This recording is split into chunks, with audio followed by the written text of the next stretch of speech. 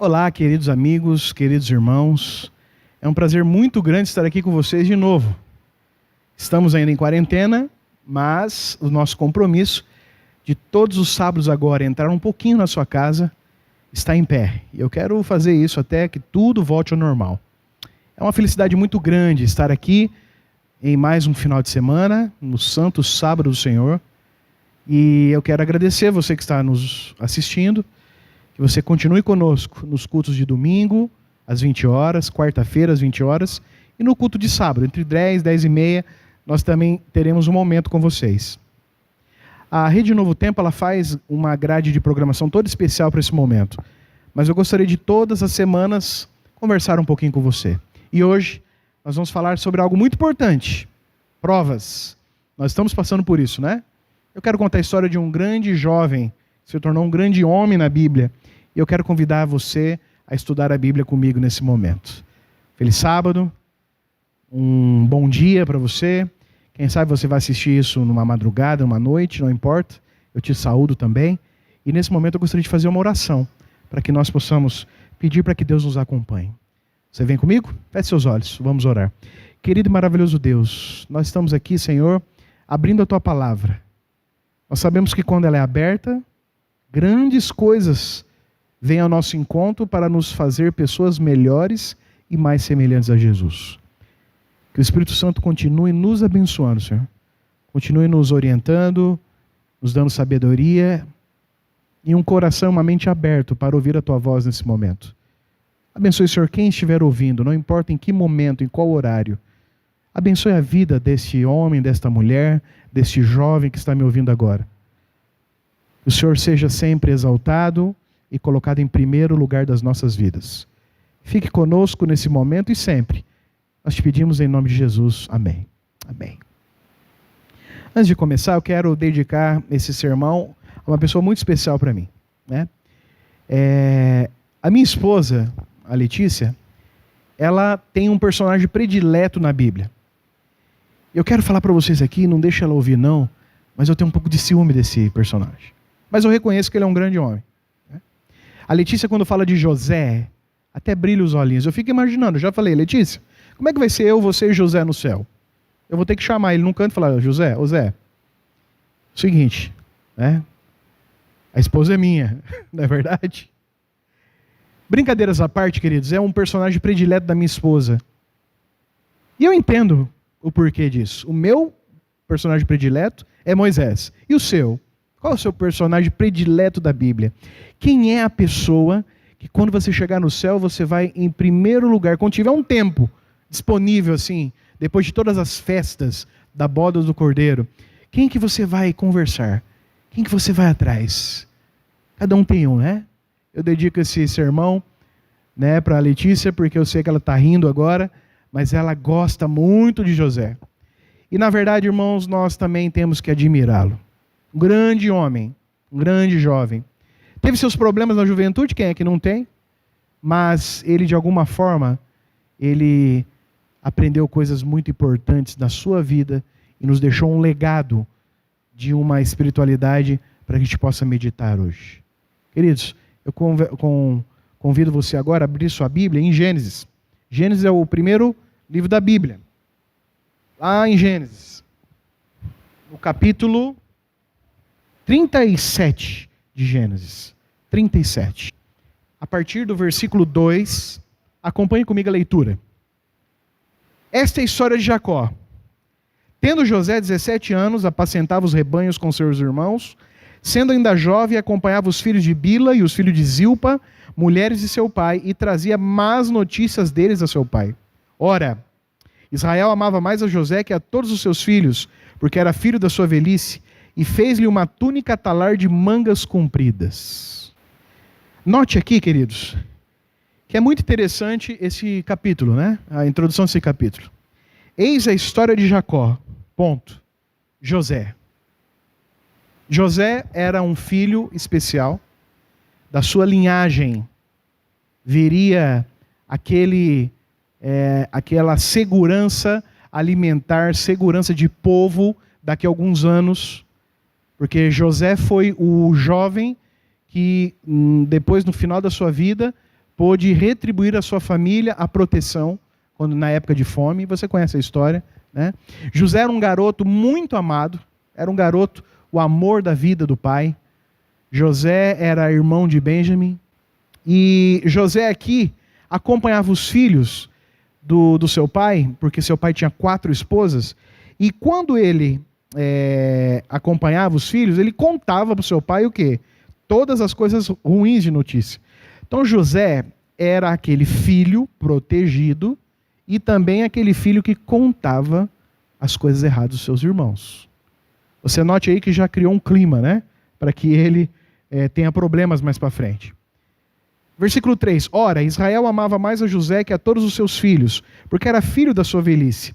E fez-lhe uma túnica talar de mangas compridas. Vendo, pois, os seus irmãos que o pai o amava mais do que todos os outros filhos, odiaram-no e já não lhe podia falar pacificamente. Queridos, eu gostaria de conversar com você a respeito de uma coisa bem interessante. José vai mudar de roupa algumas vezes nessa história. A sua roupa vai determinar em que momento da sua vida ele está. O que ele está sofrendo. O que ele está fazendo. Mas se tem uma coisa que não muda na vida de José, é o seu caráter. Quando ele está bem, quando ele está ruim, quando ele está mal, quando ele está sendo ameaçado, quando ele está sendo injustiçado, ou quando ele está sendo exaltado. José é um homem que o caráter não muda. Por isso o título do sermão desta manhã é Caráter em meio às provas. Queridos amigos e irmãos, as provas do nosso dia a dia, as provas da nossa vida, não podem mudar o nosso caráter.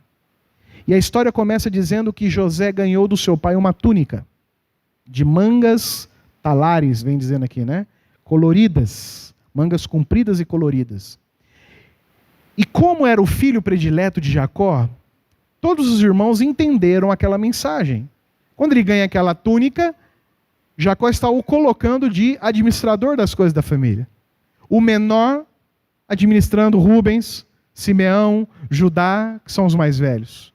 Eram pastores de ovelha, e ele sempre estava ali trazendo as más notícias para o seu pai. As boas, os irmãos contavam. É assim que a gente faz na nossa vida, não é? Nós contamos as coisas boas e evitamos comentar as coisas más. José trazia, e ele era um símbolo de alguém que estava ali no comando, mesmo sendo muito jovem. E veja, na sua juventude, José teve problemas de caráter. Mas veja, ele era um homem, um menino de Deus. Quem daqui não teve provas na sua juventude? José também as teve. Mas José permaneceu um homem de caráter. Um homem segundo a vontade de Deus. A partir do momento que José começou a administrar aquela situação, os seus irmãos odiaram José. E quiseram vingança. Então, se você acompanhar comigo, deixe sua a Bíblia aberta aqui em Gênesis 37, porque a gente vai ler bastante hoje. Lá no versículo 14, disse-lhe Israel, que é Jacó, vai agora e vê se vão bem teus irmãos e o rebanho, e traze-me notícias. Jacó instigava José a contar as fofocas. Assim o enviou ao vale de Hebrom, e ele foi a Siquém. E ali então, ele procurou os irmãos, não encontrou, então ele teve algumas informações, ele chegou então no vale de Siquém, onde eles estavam. De longe o viram, no versículo 18. E antes que chegasse, conspiraram contra ele para o matar. Veja, os irmãos não queriam pregar uma peça em José. Os irmãos tinham raiva. Entendemos aqui um pouco da situação, que muito embora José era jovem, ele tinha um bom caráter. Muito embora ele de vez em quando falasse algumas coisas dos seus irmãos, e com isso tinha alguns problemas com ele, José era um bom menino. E olha que ele era tão bom menino, que não se sustentou às mentiras, às falcatruas dos seus irmãos, e eles não quiseram simplesmente fazer o quê? Dar uma lição. Eles quiseram matar. Que triste, não é? Quando José chegou, os seus irmãos fizeram um plano de o matar. Jogaram ele numa cisterna, versículo 24, capítulo 37. E tomando-o, o lançaram na cisterna vazia e sem água. Sabe o que eles fizeram com aquela veste? Tiraram a veste de José. o símbolo que José era importante. E agora ele perde o quê? O símbolo de preponderância em cima dos seus irmãos, e agora ele está num lugar seco, no fundo de um poço seco, esperando o momento certo para matá-lo. Sabe o que acontece, queridos? José naquele momento está passando por uma tempestade na sua vida.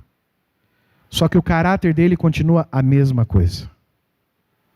Se você notar aqui, no episódio, eles não matam José, mas eles querem fazer algo pior. Vamos dar um jeito de sumir. Não tiveram coragem de matar, então eles dão um jeito de sumir com José. E ele vai então vendê-lo para uma caravana de ismaelitas que está ali passando. A história dá uma pausa, no capítulo 38, de uma história de Judá. E ele volta então para o capítulo 39 e José já está então na casa de Potifar. Ali na casa de Potifar, José é um servo.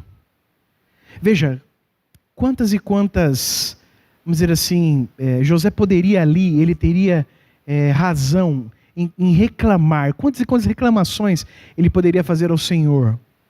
Mas ele está passando por um momento de prova, mas também um momento de refinamento. Diz que o ouro, a Bíblia diz, e a tecnologia diz que o ouro precisa ser esquentado a altas temperaturas para ser purificado. O ouro, ele precisa ser esquentado para virar puro. E aqui você vê no capítulo 39, né, que ele então é jogado na casa de Potifar. Potifar era um chefe ali daquele reino do Egito. E ali ele já demonstra algumas atitudes diferentes que os outros servos de Potifar. E tudo que ele colocava à mão, a Bíblia diz que prosperava. Então Potifar olha para aquele jovem e diz: eu vou investir nesse jovem. Veja, de servo, ele passa a ser o chefe dos servos. Não é grande coisa. Mas eu quero crer aqui que José ganhou uma roupa diferente para ele poder ser o chefe dos servos. E isso despertou o interesse da mulher de Potifar. Sempre quando você estiver num momento bom, Satanás vai procurar fazer alguma coisa para te derrubar. E aqui era a mulher de Potifar. Ele era chefe da casa de Potifar. Mas veja, José, como um bom garoto, não importa em que situação ele esteja, ele está com o seu caráter intacto. E no versículo 7 do capítulo 39, acompanhe comigo. Aconteceu depois dessas coisas que a mulher do seu senhor pôs os olhos em José e lhe disse: deita-te comigo. Ele, porém, recusou e disse à mulher do seu senhor: temo-me por mordomo, e o meu senhor não sabe do que há em casa, pois tudo que tem me passou ele às minhas mãos. E não é maior do que eu nesta casa, e nenhuma coisa me vedou, senão a ti, porque és a sua mulher. E olha que interessantíssimo. José poderia deitar-se com a esposa de Potifar, e ele seria apenas um servo dessa casa. Mas aqui existe uma coisa muito interessante, a qual eu admiro em José. Veja o que ele fala no final do versículo 9. Como, pois, cometeria eu tamanha maldade e pecaria contra Deus? O problema de José não era pecar com a mulher de Potifar. Não era pecar contra Potifar. Mas olha que homem de caráter. Ele não faz porque ele não quer entristecer a Deus. Nesse momento, José é acusado de assédio e é jogado na prisão novamente. Veja, você teria motivos suficientes se passasse por esse período da vida de José para nunca mais acreditar em Deus, para reclamar com o Senhor. Ó Senhor, quantas provas na minha vida. O Senhor existe. Eu sou justo, eu sou íntegro, eu sou fiel. E olha onde eu estou. Olha o que fazem comigo. Você já se sentiu injustiçado? Você já foi injustiçado alguma vez? E questionou a Deus por que Deus permitiu que isso acontecesse? Veja, Deus, Ele estava com José. Mas Ele estava com José nos bons e nos maus momentos. Enquanto nós estivermos no Egito, queridos, enquanto nós estivermos no mundo, nós nunca mais teremos paz. Você pode ter bons momentos, você pode ter momentos melhores, mas paz jamais. Por isso não importe aonde você está, se está nos melhores momentos da sua vida ou nos piores, queridos, continue com seu caráter inabalável como José. Ele foi jogado numa cela. Naquela cela, todos olhavam estranho para ele, porque ele era o abusador da mulher de Potifar. Não sei se aquela mulher tinha uma moral muito grande, mas veja que ele não sofreu muitas coisas.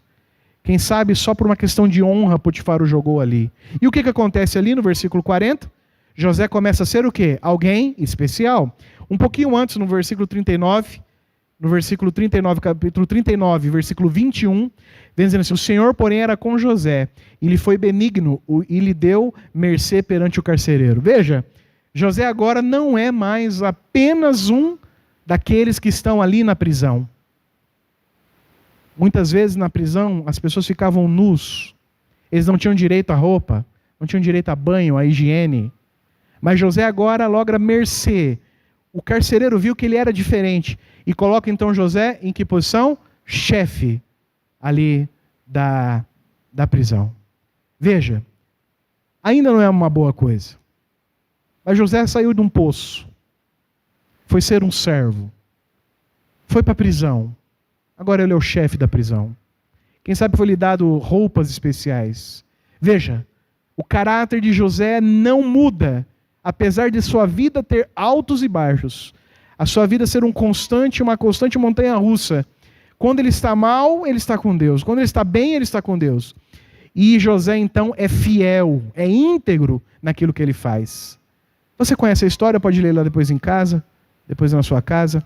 Você vê aqui que ele interpreta um sonho, né? O copeiro, o padeiro, um morre, o outro vai para a corte de Faraó e esquece de José. Esquece de José. E o que acontece, queridos? De repente, Faraó tem um sonho. Você já viu isso antes? Geralmente o povo, ele é muito supersticioso. Os babilônicos, os egípcios. E nesse momento ninguém conseguia interpretar o sonho do Faraó. Então, o padeiro lembrou de José e o buscou. E note que aqui ele vem e toma um banho. A Bíblia diz que ele é arrumado para estar na frente de Faraó. Mais uma vez ele troca de roupa. Agora ele passa de um chefe da prisão para alguém que vai à presença de Faraó. E veja, Faraó chegou ali no capítulo 41. Capítulo 41, no versículo 14. Então Faraó mandou chamar a José e o fizeram sair à pressa da masmorra. Ele se barbeou, mudou de roupa e foi apresentar-se a Faraó. Aqui ele está numa nova fase da sua vida, mas ele continua sendo o quê? Um forasteiro e um servo. No versículo 39 desse mesmo capítulo 41, depois que José ora a Deus e Deus dá a interpretação, ele fala assim: depois disse Faraó a José: visto que Deus te fez saber tudo isso, ninguém há tão ajuizado e sábio como tu. Administrarás a minha casa e a tua palavra obedecerá todo o meu povo. Somente no meu trono eu serei maior que tu. Olha onde José chegou, né? Então, versículo 41, continuando, perdão. Disse mais Faraó a José: vês que eu te faço autoridade sobre toda a terra do Egito. Então tirou Faraó o seu anel de sinete da mão e pôs na mão de José. Fê-lo vestir roupas de linho fino e lhe pôs no pescoço um colar de ouro. Fê-lo subir ao seu segundo carro e clamavam diante dele: inclinai-vos. Deste modo constituiu sobre toda a terra do Egito. Disse ainda Faraó a José: eu sou Faraó, contudo sem a tua ordem ninguém levantará mão ou pé em toda a terra do Egito. Queridos, quero voltar um pouquinho na história rapidamente. Um garoto mimado, na sua juventude, quem sabe o pai não lhe deu a educação correta porque ele mimava José, ganha uma roupa colorida, uma túnica, desperta a raiva e o ciúme dos seus irmãos. Seus irmãos tiram aquela roupa para depois fingir que um animal o assassinou. Ele é jogado sem roupa num poço frio, escuro, sem água. Ele é vendido como escravo para nunca mais voltar a ver a terra dos seus pais. Eles que foram até José, mas ele nunca mais voltou àquela terra. José então é vendido como escravo e é entregue na casa de Potifar. Na casa de Potifar, ele é apenas um servo novo, mas com muito pouco tempo, Deus faz com que ele abençoe tanto a casa de Potifar que ele é o servo dos servos. Ganha uma roupa nova, ganha um status, e então Satanás cria o quê? Uma armadilha. Ele é fiel a Deus porque ele não quer de forma nenhuma entristecer o Senhor. Ele é acusado, ele perde a roupa, porque a esposa de Potifar fica com a roupa na mão. Ele é acusado injustamente de um assédio que ele não cometeu. É jogado de novo numa masmorra, perde o seu status, perde a sua roupa. Tinha motivos para reclamar, mas ele continua fiel a Deus, com bom caráter. Então, alguma coisa chama a atenção, ele vira chefe da masmorra. É lhe dado uma nova roupa, um novo status. Ele então interpreta o sonho de duas pessoas ali. As pessoas o esquecem. 2 anos depois, Faraó tem um novo sonho. Ele está lá na masmorra. Não é um bom lugar, mas mesmo assim, ele é o chefe dali. Então ele é barbeado, uma roupa fina, ele é levado à presença de Faraó. E então, ao interpretar através do poder de Deus o sonho de Faraó, ele é elevado ao segundo homem mais poderoso da terra do Egito. Você nota como ele muda várias vezes de roupa? Como o seu caráter é testado em cada uma das provas, mas o seu caráter não muda. A roupa e as circunstâncias mudam, mas o seu caráter não muda. Sabe por quê? Porque José escolheu não decepcionar a Deus. Queridos, a história termina.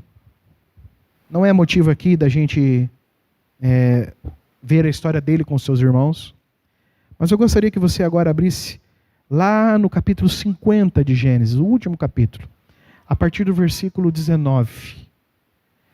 Depois que acontecem todas as coisas e José se mostra aos seus irmãos, depois que acontece o episódio com Benjamim, o episódio dos pais, que ele pede para o seu pai avisar que José ainda vive, José os traz, seus irmãos ficam tristes porque quando Jacó morre, eles pensam que José iria se vingar.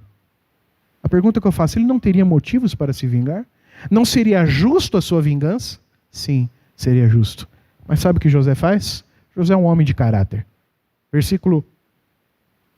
Capítulo 50, versículo 19. Respondeu-lhe José: não temais, acaso estou no lugar de Deus? Vós, na verdade, intentastes o mal contra mim. Vocês me fizeram muito mal. Vocês não imaginam a quantidade de lugares que eu passei, de provações que eu passei. Ele jogou isso na cara dos seus irmãos.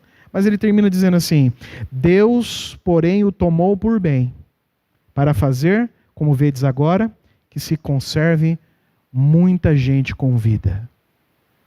Sabe por que José tinha um caráter bom? Porque ele sabia que Deus sabe todas as coisas.